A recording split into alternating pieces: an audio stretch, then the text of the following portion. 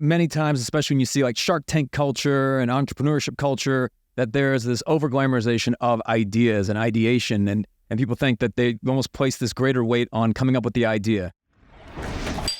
Now, in my experience, I have found that ideas are really a very, very, very, very small part of creating anything great. In fact, I would say maybe the idea is 5% or less of the value. And if someone says, I have a great idea, I say, well, how much do you want for this idea of yours? Maybe $3, $4, $5, because you can have a great idea with terrible execution and fail miserably, but you can have an okay idea with incredible execution and be incredibly successful. And I look back into my early childhood. I remember when I was in middle school, I had this idea for this type of athletic clothing that could wick sweat from your body and allow you to be a better athlete and to perform better. Because if you wear like typical like cotton shirts and things like that, it'd start to weigh you down. And I had this wonderful idea when I was in middle school.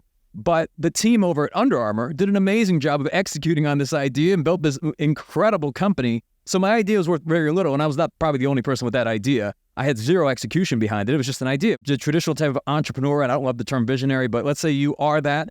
You probably have ideas for days. You probably have a list of hundreds or thousands of ideas. Doesn't mean they're all good ideas, but how often have you been paid for an idea? And how often has the market paid you for an idea? Because to my understanding, we're always paid for our execution.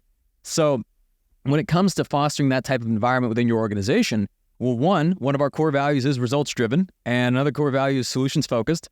Also, the way in which we run the organization from a data-driven standpoint, when we do any sort of value sharing, so team members have base salaries, but they also gain incentives, and incentives are tied to actual drivers and moving the needle in the business. So in fact, our theme for the year for the organization is called Drivers Only. Kind of went with the motorsport theme, and it's all around moving the needle and turning the dial, that we wanted to emphasize us all being individual drivers and not passengers. So not simply existing and breathing the air and consuming the food and just existing in the room and blending in with the furniture, but more importantly, being true drivers of creating critical results within the organization, of something that actually moves the needle. And we reward people for that. And that is what is incentivized. And I'm a big believer in that incentives really drive people's performance and they drive people's behaviors.